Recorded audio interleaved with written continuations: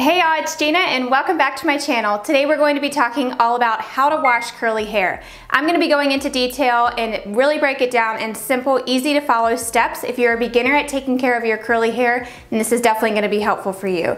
This video is going to be part of my Curly Hair Care for Beginners playlist. I will link that for you in the cards as well as down below. So I'm going to show you how to go from this hot mess to this, which is definitely a lot better and more moisturized. You know when it's time to wash your curls when they start to get way down, when they're really tangly, when they feel really dry. With curly hair, it's a lot drier than regular hair, so you definitely want to go longer in between washes. You don't want to strip or dry out your hair. It's really important to wash it less often than you would with regular hair, but you don't want to end up with too much product buildup on your scalp and on your curls, so I do recommend washing at least once a week or so. So first things first, I'm going to get in the shower and wet my hair. I always like to condition my hair first to help detangle it, because with curly hair you have to be extremely gentle when you're washing it, so that's why it's different than just shampoo and conditioning regular hair. So I like to start off with a conditioner to detangle my hair before I go in with shampoo. I'm going to use Diva Curl's Wash Day Wonder, but you don't have to use this. You can always just use whatever conditioner you have on hand.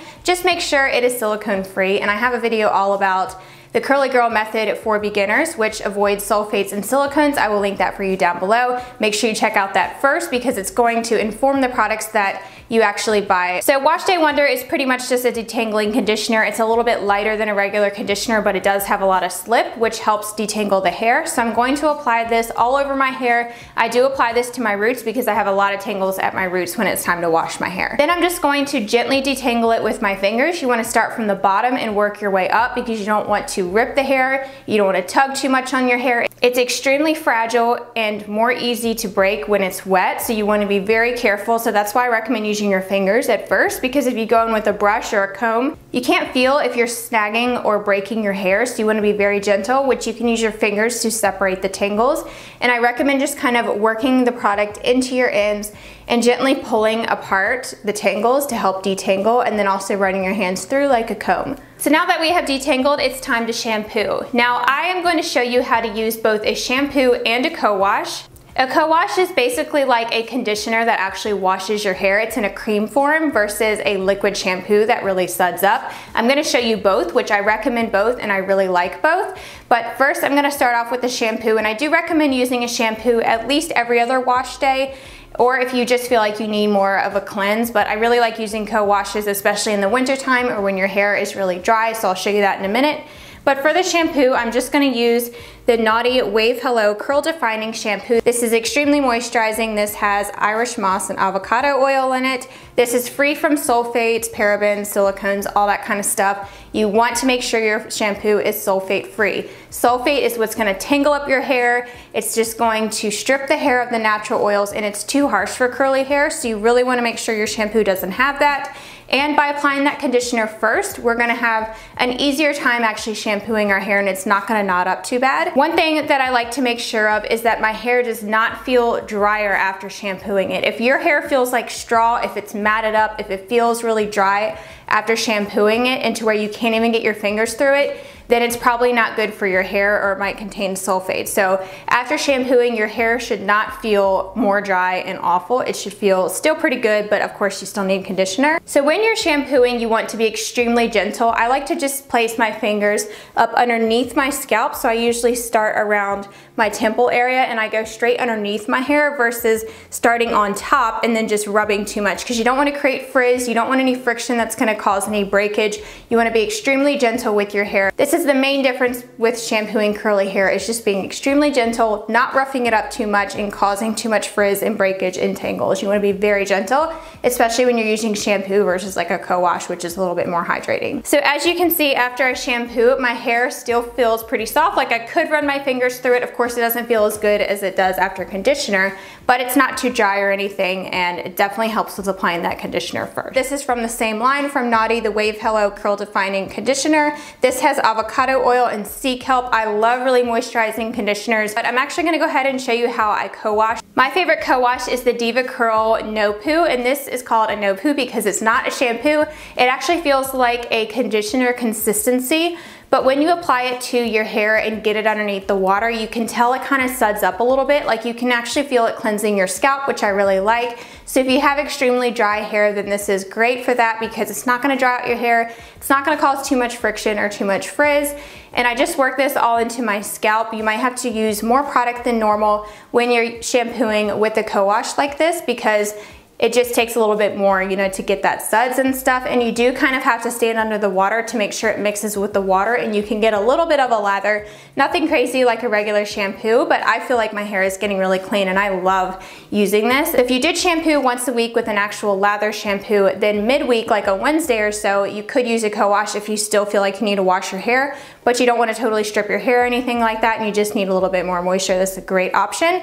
And another thing I love about co-washing is you actually don't always need conditioner. I still did apply conditioner, and for that I use the Diva Curl One Condition, which is just a great all-around conditioner. It's very hydrating on the hair and it's not going to weigh it down no matter what curl type you have. And I would recommend applying this like from the ear down if you do have really fine curly hair. But they do make an option called the Low Poo Delight and the One Conditioner Delight, which is a lighter form of these same products. So I'm just finishing off with this conditioner, and now normally I would not use both of these two shampoo and conditioners. I would usually only use one or the other, but for the purpose of this video, I wanted to share them both with you. So now it's time for the final rinse, and I really recommend rinsing with cool water. You don't have to use cold. If you want to really seal in your shine and if you want to prevent frizz, it really does make a difference. You don't have to do this, but I do notice a difference in my frizz. So now that we're done washing, I like to take my fingers and run it through my curls. With curly hair, the curls really start to form as soon as you finish rinsing your hair. So this step is really important for me to just kind of break up those curls so the ringlets can start to form, or else it's just kind of stuck down to my head and I don't get as much volume. So I'm going to just take my hair repair towel. This is another one of my biggest tips for curly hair is do not use a regular bath towel. Those have fibers in them, they're too heavy, they're gonna break your hair, cause so much frizz and breakage. If you don't wanna get a special towel like this, you can just use a cotton t-shirt. I did that for years, it works wonders. So it really soaks up the excess water, and you can use this for scrunching too after you apply your product, so I love that. So I just kind of loosely wrap my hair up just so I can get out of the shower and so my hair is off my shoulders so I can actually dry off. I usually will end up wetting my hair with the spray bottle before I apply my styling products because it does obviously start to dry in this towel because it is extremely absorbent. And I do like to apply my products when my hair is pretty wet, so I do like to re-wet it a little bit before I actually style it, but I just wanted to show you what I normally do so I can actually get out of the shower without my hair all over my back. A lot of you wonder how much shedding is normal. This is kind of gross to show, but this is about how much hair that I lose when I shampoo, and this is about after 3 or 4 days in between washes. If I were to go about a week in between my washes, there would obviously be a whole lot more hair. With curly hair, it really holds on to those loose strands that you lose every day. They say you lose 100 strands a day, and if those are not able to fall out of your hair because of the texture of your hair, all of those loose hairs are going to stay stuck up in there, and so you're going to see those come out when you wash and detangle your hair, so don't be alarmed.